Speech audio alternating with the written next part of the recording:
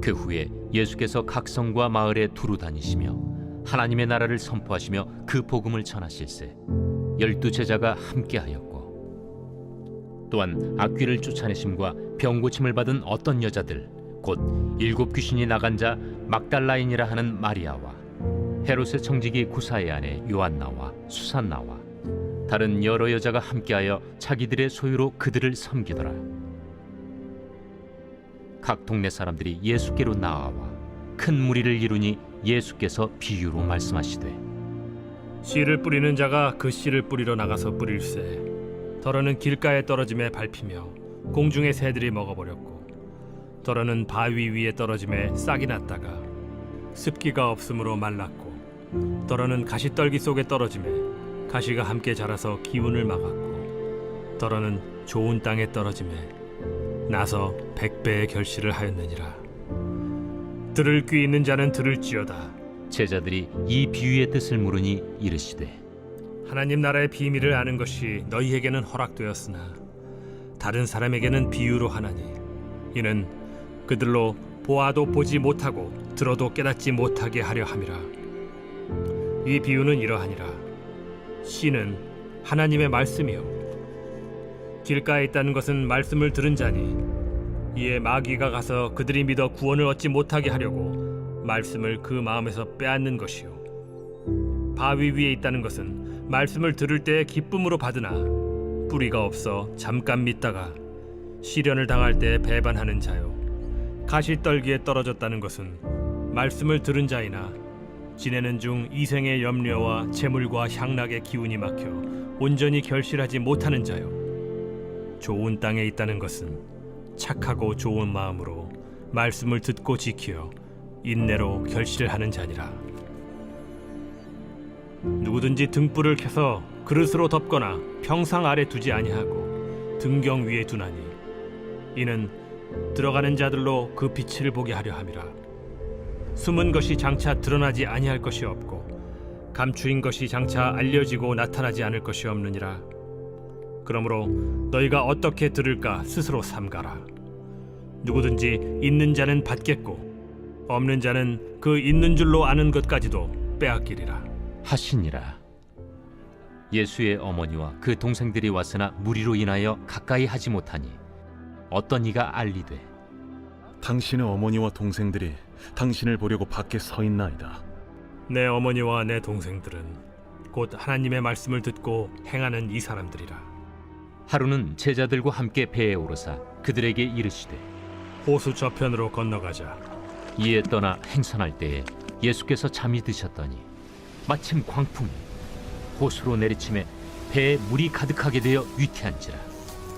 제자들이 나와 깨워 이르되 주여, 주여, 우리가 죽겠나이다. 한데 예수께서 잠을 깨사 바람과 물결을 꾸짖으시니 이에 그쳐 잔잔하여지더라. 너희 믿음이 어디 있느냐? 그들이 두려워하고 놀랍게 여겨 서로 말하되 그가 누구이기에 바람과 물을 명함에 순종하는가? 그들이 갈릴리 맞은편 거라사인의 땅에 이르러 예수께서 육지에 내리시며 그 도시 사람으로서 귀신 들린 자 하나가 예수를 만나니 그 사람은 오래 옷을 입지 아니하며 집에 거하지도 아니하고 무덤 사이에 거하는 자라.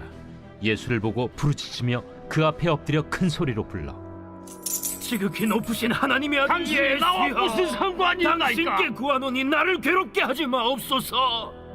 이는 예수께서 이미 더러운 귀신을 명하사 그 사람에게서 나오라 하셨음이라. 귀신이 가끔 그 사람을 붙잡음으로 그를 쇠사슬과 고랑에 매어 지켰으되 그 맨 것을 끊고 귀신에게 몰려 광야로 나갔더라. 내 이름이 무엇이냐? 군대라. 이는 많은 귀신이 들렸습니다. 무적행으로 들어가라 하지 마시기를 강구하더니 마침 그곳에 많은 돼지떼가 산에서 먹고 있는지라.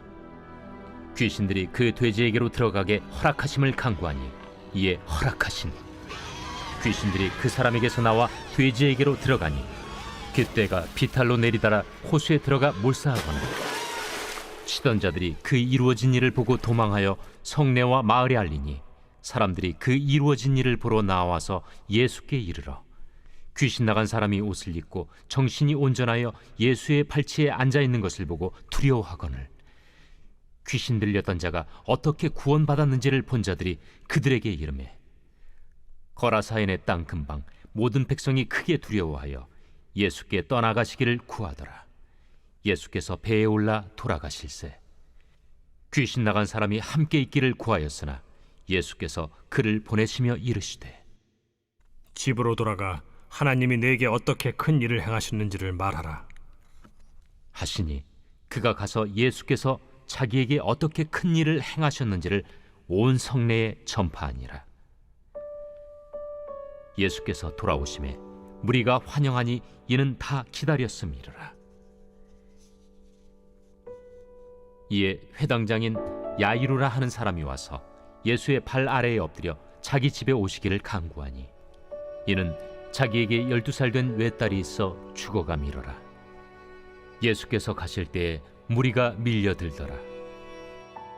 이에 12해를 혈루증으로 앓는 중에 아무에게도 고침을 받지 못하던 여자가 예수의 뒤로 와서 그의 옷가에 손을 대니 혈루증이 즉시 그쳤더라.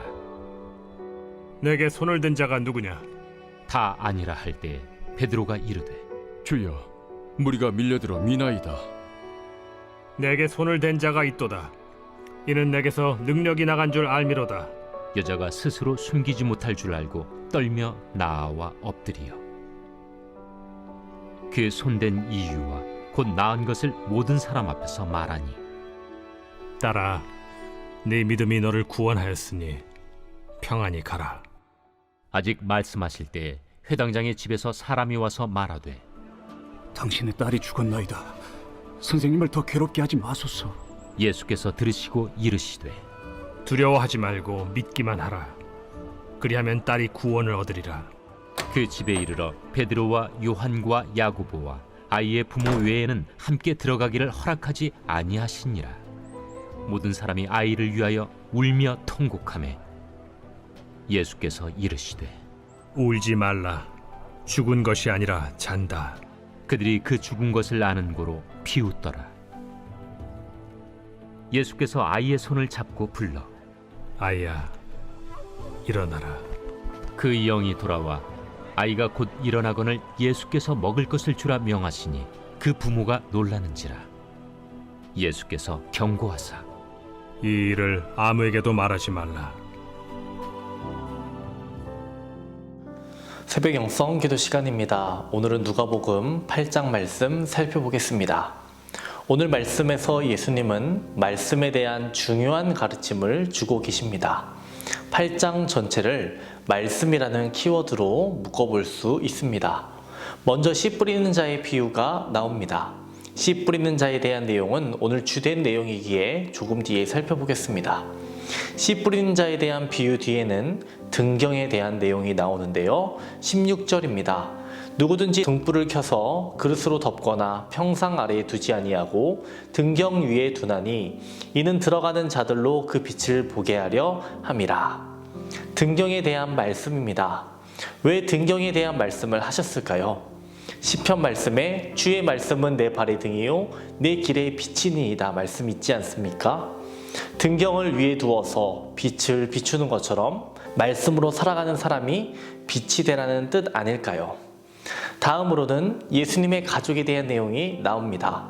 사람들이 찾아와서 예수님께 묻습니다. 밖에 당신의 어머니와 동생들이 와서 기다립니다.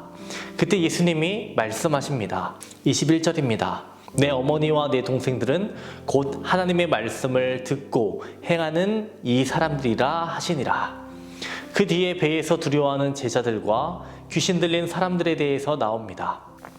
바로 앞에서 말씀대로 살아가라 라고 말씀하셨는데 제자들은 말씀대로 살아가지 못하는 모습을 보여줍니다. 이에 제자들을 꾸짖으십니다. 믿음이 부족함을 말씀하시지요.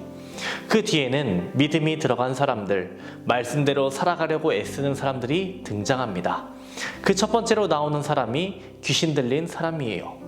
그에게는 군대라는 귀신이 지배했습니다. 하지만 예수님은 군대라는 귀신을 쫓아내십니다. 그 사람이 어떤 모습을 보여줍니까? 39절입니다. 집으로 돌아가 하나님이 내게 어떻게 큰 일을 행하셨는지를 말하라 하시니 그가 가서 예수께서 자기에게 어떻게 큰 일을 행하셨는지를 온 성내에 전파하니라. 이 귀신 들렸던 자의 삶이 어떻게 되었습니까? 믿음으로 살아가는 겁니다. 하나님을 믿으며 하나님의 말씀을 찾아다니며 하나님의 뜻대로 행하며 사는 겁니다. 그 뒤에는 말씀을 의지하며 믿음으로 주님께 나아온 한 여인과 회당장의 이야기가 나옵니다. 이 누가복음 8장은 믿음으로 말씀으로 살아가는 것이 무엇인지에 대해 자세히 말해주고 있는 겁니다. 말씀으로 살아가지 못하는 실패의 모습과 말씀으로 살아가고 믿음으로 살아가는 실제의 모습을 보여주고 있는 것이죠.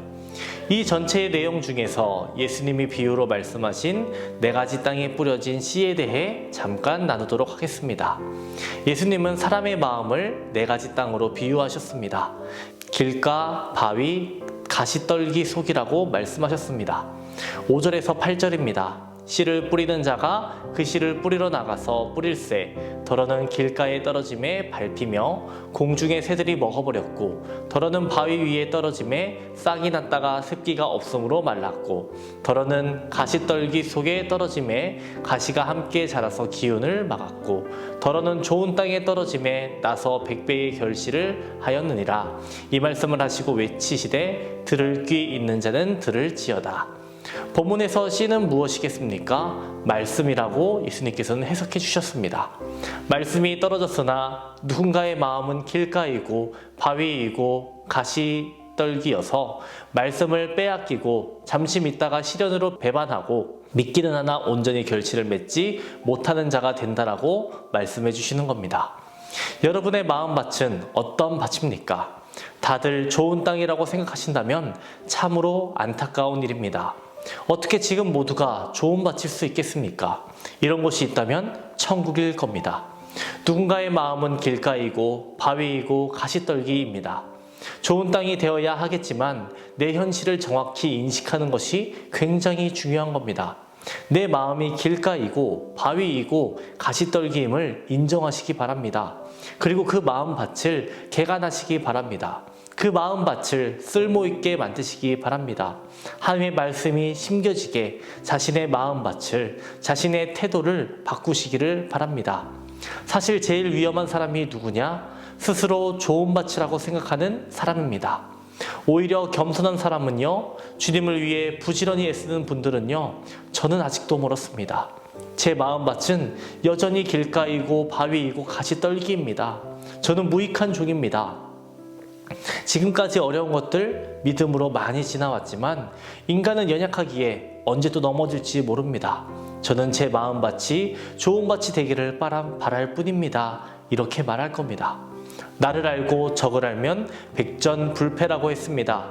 여러분, 나를 알지 못하면 성장할 수 없어요. 여러분 가운데 제 마음밭이 길가입니다. 바위입니다. 떨기나무 속에 있습니다. 솔직하게 고백할 수 있는 용기가 있으시기 바랍니다. 또한 예수님을 닮아가기 위해서 부지런히 애쓰시기 바랍니다. 강가를 가게 되면요, 괜히 조그마한 돌멩이를 찾게 됩니다. 그리고 그 돌멩이를 던지죠. 이것을 물수제비라고 하죠. 물수제비를 하는데 통통 튕겨서 가야 합니다. 그렇게 가면 파동이 일어나요. 우리들이 말씀을 대할 때 이러해야 합니다. 우리를 통해서 말씀이 흘러나갈 때 말씀이 파동이 일어나 다른 사람에게 선한 영향을 끼쳐야 합니다. 그런데 물수제비에 던지다 보면 통통통 튀기는커녕 풍덩하고 빠져버리는 경우 있지 않습니까? 아무런 영향이 없는 겁니다. 우리가 말씀을 말하면서 아무런 영향력 없는 사람이 되면 되겠습니까? 말만 하면 주여 주여 말씀이 이렇다 이렇게 말하면서 스스로만 의롭다 여기고 주변 사람을 불편하게 하고 어렵게 하고 힘들게 하는 사람이 있다면 그는 물수제비가 아닌 풍덩 빠져버린 돌멩이를 던진 사람이 되어버리는 겁니다. 여러분, 성숙한 그리스도인이 되시기 바랍니다. 사랑이 가득한 그리스도인 되시기 바랍니다. 열매를 맺고 여유 속에서 기다려주고 친절하고 모두에게 칭찬받는 그러한 그리스도인 되시기를 바랍니다. 온전히 하나님께서 기뻐하시는 좋은 땅 되시기를 주님의 이름으로 축원합니다. 오늘의 공동기도 제목은 물질의 회복을 위한 기도입니다. 성도들의 생업과 사업을 지켜주시고 물질로 어려움 당하지 않도록 기도해 주시기 바랍니다. 선교하는 복된 가정이 되기를 기도해 주시기 바랍니다. 기도하겠습니다. 오늘도 우리에게 귀한 말씀을 주신 하나님 아버지 감사합니다. 세상의 유혹과 미혹, 어려움 가운데 넘어지지 않고 믿음이 성장하며 말씀과 기도에 힘쓰는 주의 성도들 되게 하여 주시옵소서. 주님의 기쁨이 되고 주님께 칭찬받는 귀한 자녀 모두 되게 하여 주시옵소서. 오늘은 물질의 회복을 위해 기도합니다. 성도들의 생업과 사업장 가운데 하나님께서 함께하여 주시옵소서. 물질에 어려움 당하지 않도록 하여 주시고 좋은 열매 맺게 하여 주시옵소서. 물질에 끌려다니는 것이 아닌 물질을 다스릴 수 있는 권세를 허락하여 주시옵소서. 물질로 다른 이들을 도울 수 있는 마음 주시고 주님의 선교에 동참하는 복된 가정들 되게 하여 주시옵소서. 성령님 담임 목사님의 사역 가운데 늘 함께하여 주시옵소서. 계획하시고 준비하시는 모든 사역 가운데 성령의 역사를 허락하여 주시옵소서. 말씀을 준비하실 때마다 말씀의 영을, 계시의 영을 더하여 주시고 말씀이 선포되는 곳마다 귀한 열매들 맺게 하여 주시옵소서. 죽은 영혼을 살려주시고 얼음처럼 차갑고 바위처럼 굳은 심령들 깨어지고 뜨겁게 하여 주옵소서. 자녀를 위해 기도하는 성도에게 태의 문을 허락하여 주시옵소서. 사고로 입원하는 성도들 일으켜 주시옵소서. 투석으로 어지럼증으로 디스크로 고통받는 성도들 고쳐주시고 힘을 더하여 주시옵소서. 공황장애, 불면증, 우울증을 겪는 성도들에게 마음의 평안을 허락하여 주시옵소서. 내적 치유를 허락하여 주시옵소서. 암투병 중에 있는 박재승 권사님, 유은영 권사님, 김시아 권사님, 이영숙 권사님, 오유미 성도님, 박서현 청년, 유규민 청년에게 치유의 광선을 비춰 주시옵소서. 연로하신 장로님, 권사님, 집사님들, 성도님들에게 질병으로 누워 계시지 않게 하여 주시옵시고 마지막 날까지 걸을 수 있는 건강을 허락하여 주시옵소서. 주님의 선하심과 인자하심이 삶 속에 늘 넘쳐나게 하여 주시옵소서. 우리의 길과 진리 생명 되시는 예수님의 이름으로 기도합니다. 아멘.